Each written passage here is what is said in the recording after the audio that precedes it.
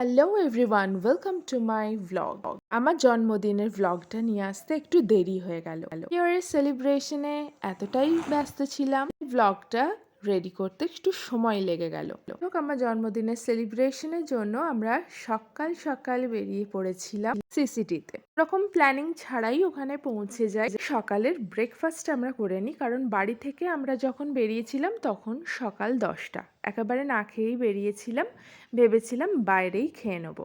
Breakfast সারার পর ওখান থেকে আমরা বসে বসে প্ল্যান করি যে এরপর কোথায় যাওয়া যেতে পারে। ব্লগ দেখে নিশ্চয়ই বুঝতে পারছো কোথায় আছি। ইয়েস, সাউথ সিটি মলে।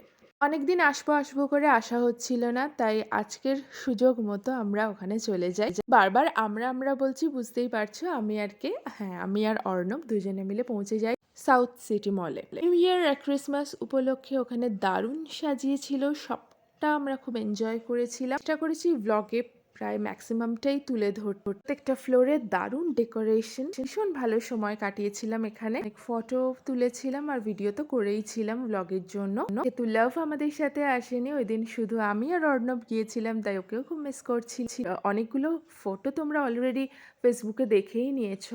সাথে আমাদের তো আলাদা করে বেরোনো হয় না, এটা শুধু বার্থডে সেলিব্রেশন না, আমাদের একটা পারফেক্ট ডেটও বলা যেতে পারে, উইথ মাই পারফেক্ট ম্যান। তারপর একদম উপরেই রয়েছে ফুড কোর্ট, সেখানে চলে গিয়েছিলাম। এখানে আমরা ভেবে নিয়েছিলাম যে আমরা বাইরে গিয়েই খাবো, তো সেক্ষেত্রে এখানে বেশি টাইম ওয়েস্ট করিনি আমরা, তাই ফুড কোর্টে আমরা জাস্ট একটা আইসক্রিম খেয়েছিলাম। দেখতে পাচ্ছ ফুড কোর্টটাও দারুণ, খুব সুন্দর করে সাজানো। ওখান থেকে আমরা আইসক্রিম খেয়ে বেরিয়ে পড়ি। আমাদের নেক্সট ডেস্টিনেশন সাউথ সিটি মল থেকে বেরিয়ে আমরা সোজা চলে যাই কেএফসিতে।